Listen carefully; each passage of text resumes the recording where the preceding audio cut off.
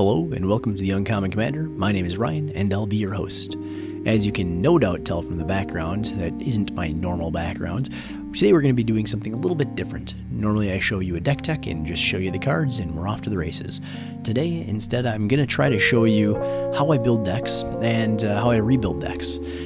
I'd like this to be more of a conversational tone, possibly an educational video, just to show how that works.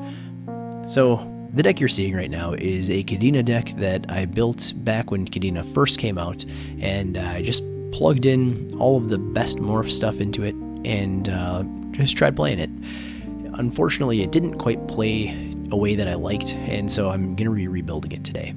Now, when building, I usually ask myself what the deck wants to do, and that allows me to limit the need to rebuild later, and it also keeps the deck focused. And I just didn't do that with Kadena. You can tell this deck is unfocused just based off of the sheer amount of categories that you see on your screen for these cards.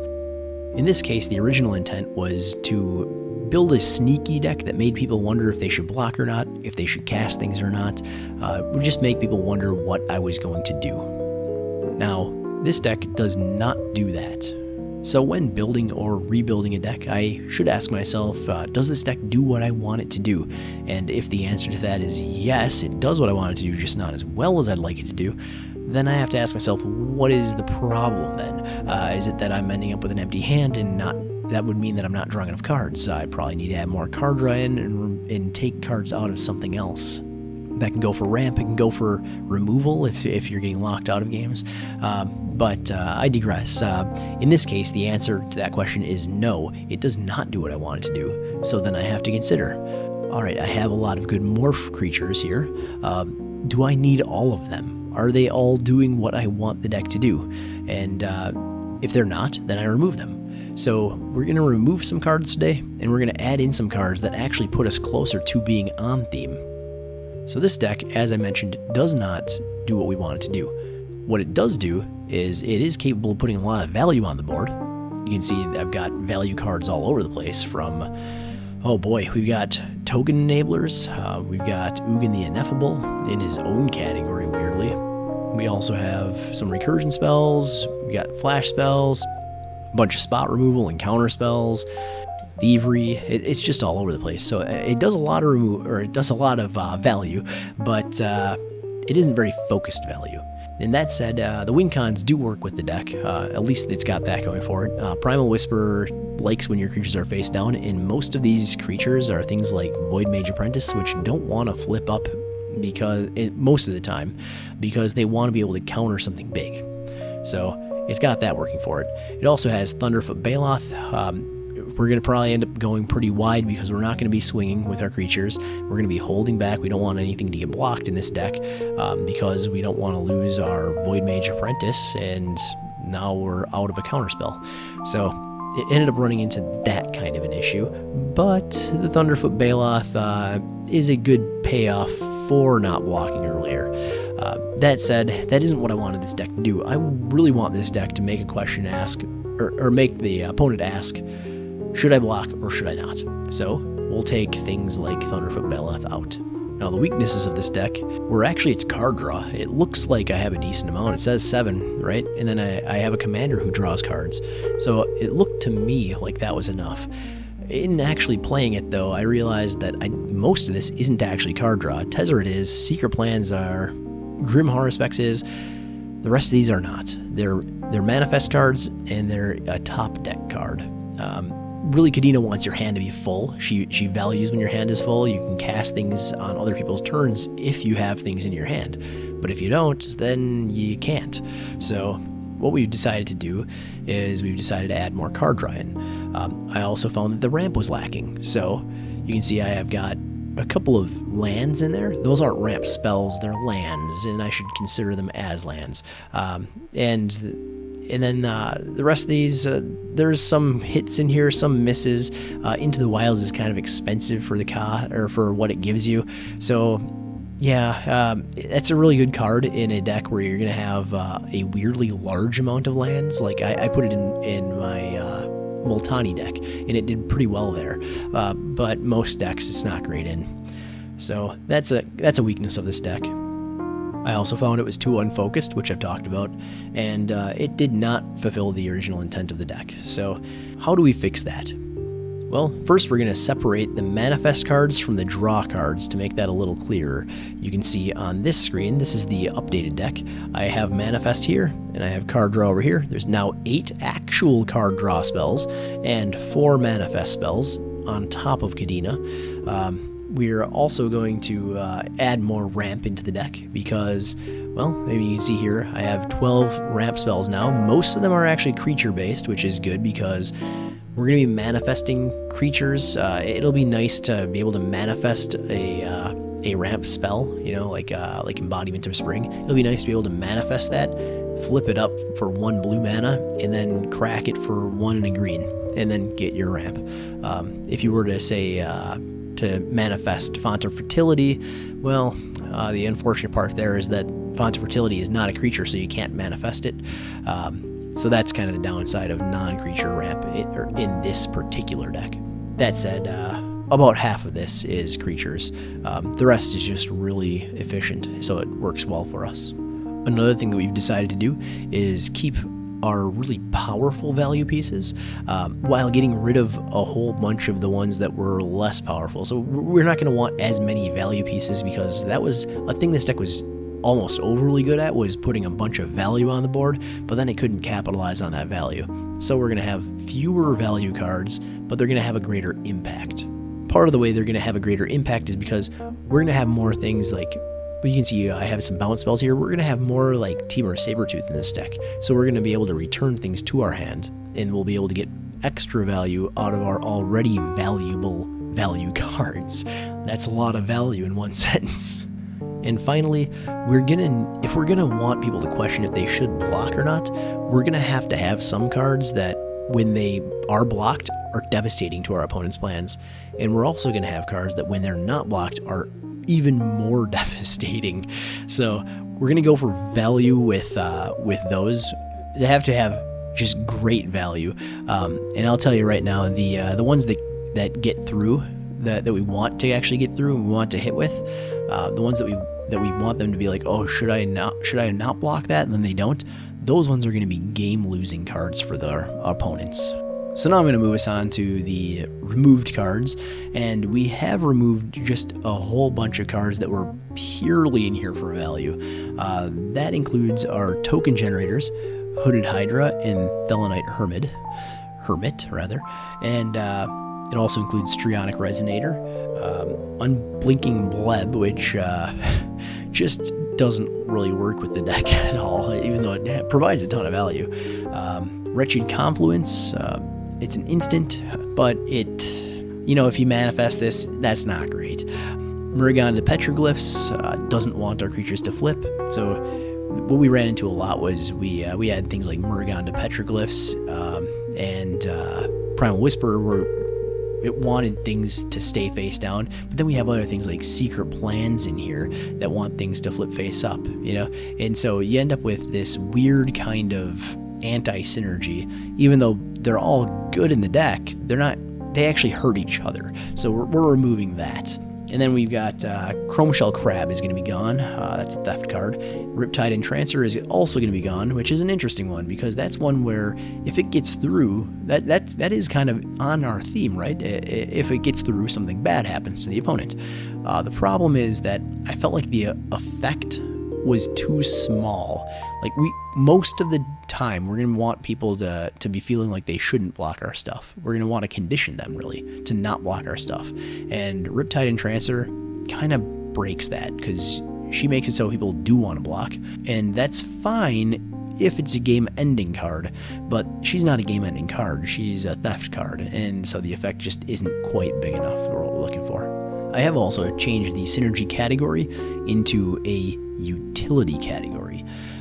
So you'll see utility there instead of synergy.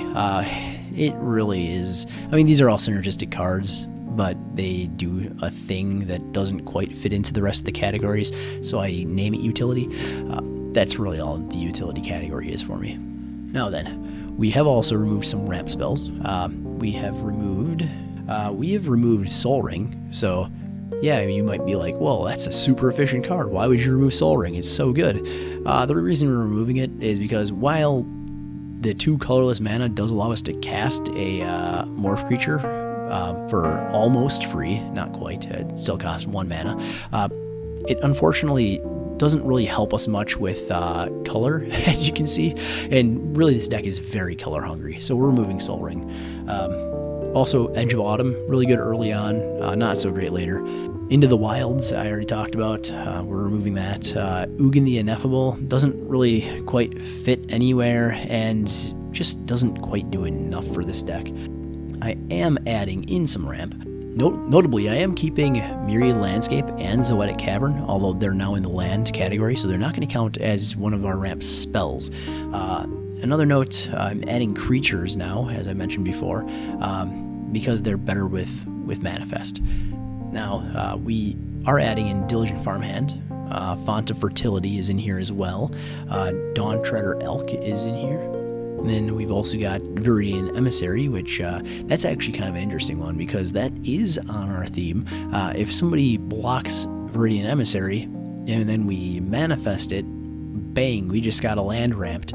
So they probably won't mind if they block it one time and we ramp once, but if we're able to recur it with, say, Phyrexian Reclamation, and then we put it on our board again, they're not going to want to block it again, and it's going to be a situation where how many lands do they really want to give us? So now they're not blocking creatures of ours, and that's good. We've conditioned them, that means, to not block, and that's what we want to do. That's our first step of our game plan. Additionally, we have Bonder's Ornament, because I want to have a ramp that gives us any color. I want to have some of that. That's why we have Felwar Stone in here as well. And we want our enemies' colors because we do have some theft cards. We also have Silkwing Scout here. It's another one that you can sacrifice, and then you can recur it later if you want to keep reusing it. Additionally, you can manifest it, so that'll work. We have removed some of our card draw spells. Going back to our old deck here, you can see we had just a bunch of these non-card draw spells. I've already mentioned that we did switch to, instead of just card draw, we now also have a manifest area here. We did remove one of the manifest cards. That was just Sky Infiltrator. He is no longer in the deck. We also removed Mystic Forge. We've gone from having 25 morph creatures down to 20, so he's not quite as good. We also don't have as many mana rocks, so that's not as good that way as well. There's fewer artifacts. Finally, we have removed Tezzeret, Cruel Machinist. I like this card, but it is 6 mana to draw 1, and then you hope that he stays out. So pay 6 mana, draw a card, draw a card, draw a card. You keep doing that, and then the only other thing we really care about is his ultimate, where we can put cards from our hand onto the battlefield face down. We're basically manifesting those cards. We're doing a version of that anyway. And then that's going to trigger Kadena a bunch of times, and we'll get to draw that many cards back. Which, that sounds great, but it's not very easy to get to, and we have a better replacement. So the direct replacement for him, for Tezzeret, is going to be Jace, Unraveler of Secrets. He can come out a turn earlier. He actually scries one before he draws, and then he also has, we don't care too much about his ultimate ability like we did with Tezzeret. Instead, we care more about that second ability, the -2, return target creature to its owner's hand. We're going to want to return our morph creatures to our hand after they've been morphed. That allows us to get repeat uses out of them, so that's going to be useful. We also already had Secret Plans, which makes it so whenever we flip a card face up, we get to draw a card. We've added in another worse version of that in a Phaedo Runecaster, but it's redundancy, and that is card draw, so we're going to go with it. We also have put in some cards that synergize really well with Kadena. When we flip a card face up, it'd be better if instead of cantripping, it was instead card draw. So in order to do that, we have things like Beast Whisperer in here. So whenever we cast a creature spell, especially a face down creature spell I'm referring to here, it's going to trigger Beast Whisperer, and it's going to trigger Kadena, and we'll get to draw 2 cards. So Beast Whisperer is good for that. We also have Guardian Project, which says whenever a non-token creature enters the battlefield under your control, if it doesn't have the same name as another creature you control or a creature card in your graveyard, draw a card. The nice thing about that, now this is nice anytime in EDH really because it's a singleton format, but that said, what's really nice about morph creatures is that they don't have names at all, so they never have the same name. So you can always have a face-down card enter play, and it'll trigger Guardian Project. That's really nice when you're manifesting things. I mean, you could manifest we'll say, Trail of Mystery. Why not? That's an enchantment. It's not even a creature, right? But you manifested it as a creature, so it'll trigger Guardian Project, and Guardian Project is going to draw you a card, and so will Kadena. We have another one like that with Soul of the Harvest, which whenever another non-token creature enters the battlefield under your control, you may draw a card. Another effect just like that is Zendikar Resurgent. This one is very expensive. It's also a mana doubler, so it kind of does everything we want. That said, it is a removal magnet, so cast it and know that somebody's going to probably play removal on it. If they do, maybe that's a good thing. Maybe you fish out a removal card that way. Or if you have, say you have Void Mage Apprentice up, now you can target that spell that's targeting Zendikar Resurgent, and bang, like that, you've got a Zendikar Resurgent on the board, and you fish somebody's removal out of their hand. And speaking of removal, I have decided to combine, and you see we had counter spells and spot removal. I've decided to combine them into just removal, so it looks like we don't have that much removal. I will note that the board wipes are not being put in here with these, so we do have more removal than it looks like, but we did remove a couple of removal cards. We removed Kadena's Silencer. We also removed Sultai Charm, which is good and really versatile, but just wasn't impactful enough. And we have also removed one, and this one really hurt me, Death Sprout. Oh man, I love Seb McKinnon's art, and he really outdid himself on this one, so that was painful to remove, but we did remove it. We did add in only a single removal card, and that is Silumgar Assassin. For board wipes, we didn't change anything. We kept Bane of the Living, Ixodron, and Thousand Winds. I did actually add Ghastly Conscription into the removal though, or into the board wipes though. That had previously been under the Manifest, I believe. I'm not quite sure which, maybe it wasn't. I'm not sure which one it's under here, but it is under board wipes here. And the reason I've decided to do that is because it's not really a board wipe, but if you are playing against somebody who's playing as Marin, or with Marin of Clan Telnoth, or with Muldrotha or something like that, this is effectively a board wipe to them. A big part of this deck, and any morph deck really, is being able to play at instant speed. So we do want flash enablers in the deck, especially with Kadena. And so you can see here I had Alchemist Refuge, Vivian, Leyline of Anticipation, and Teferi Mage of Zhalfir, I'm not sure. We had those in there.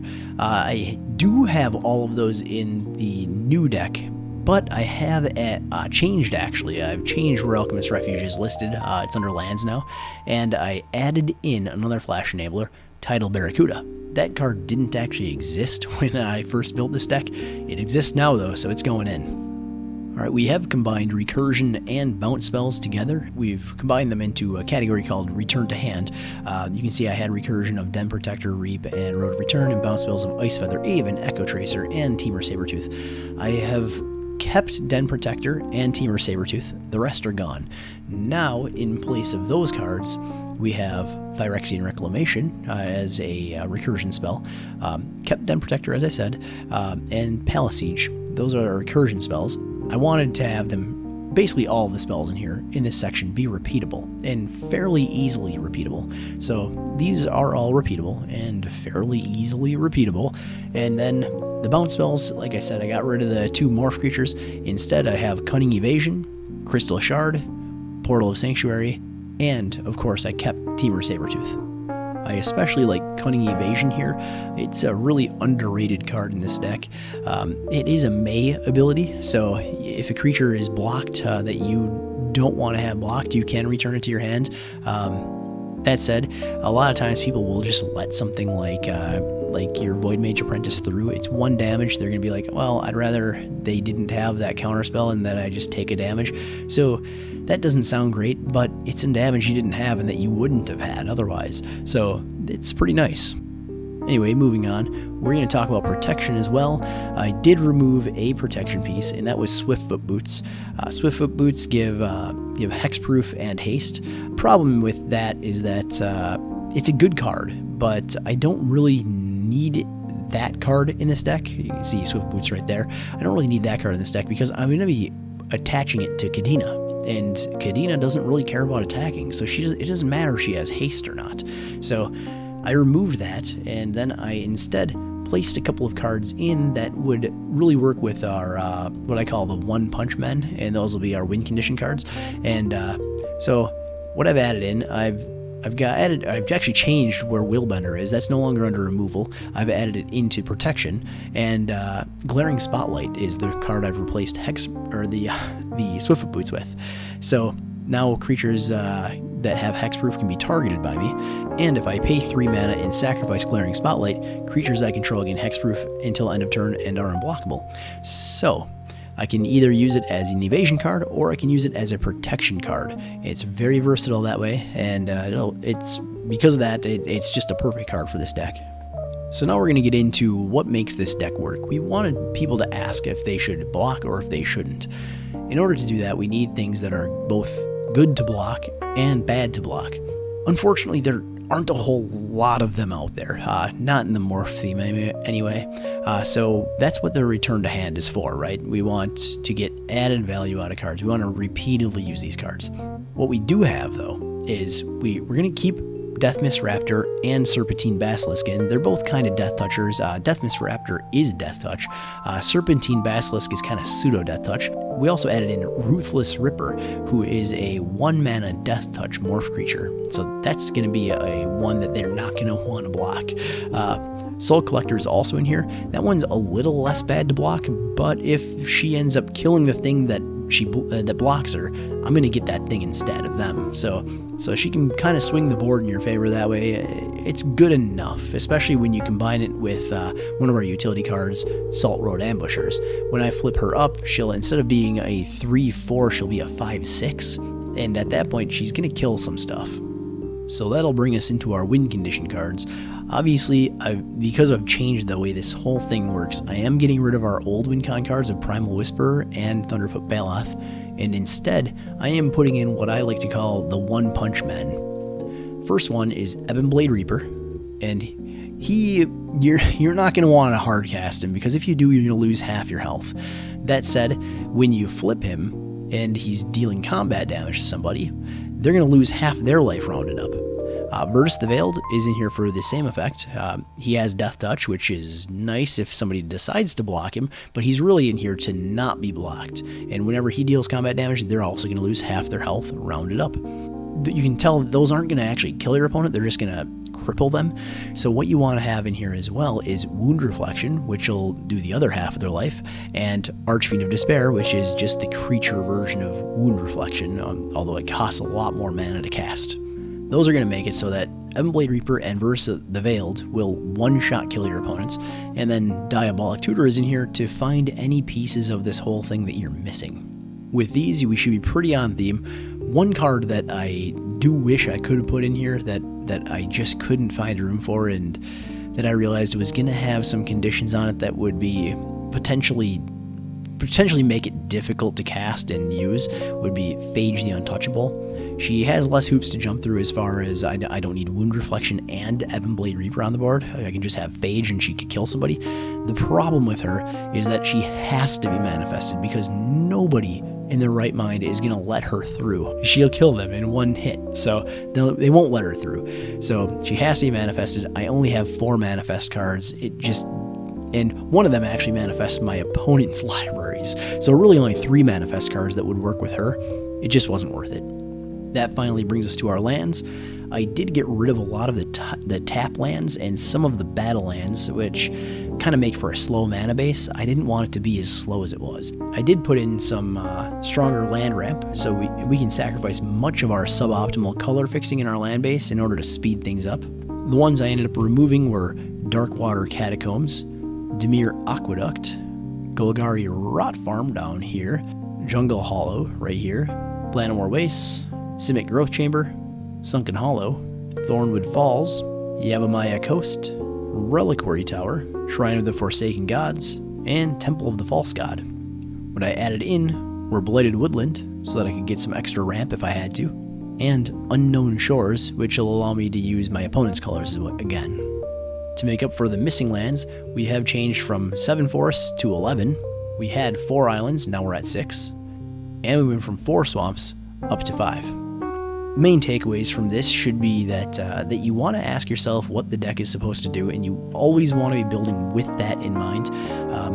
And then you want to build in enough ramp, card draw, and removal to make it work. After that, it's just a matter of making sure that all the rest of your cards are on theme and working together, that you don't have anything like I had, where there is a non-bow with, do I want to flip the creatures up or do I want to keep them face down? You don't want anything like that in there.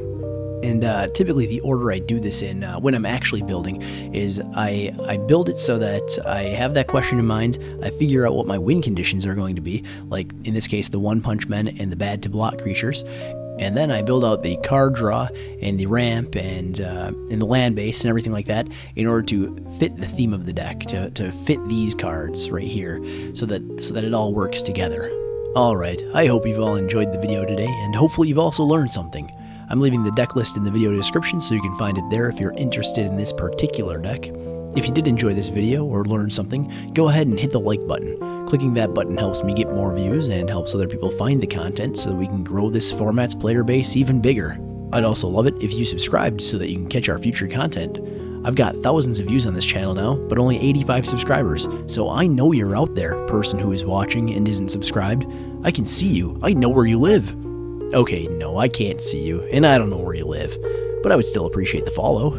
Okay, now that I've fully creeped you out, I want to thank you for watching, and as always, I'll see you next time, friend.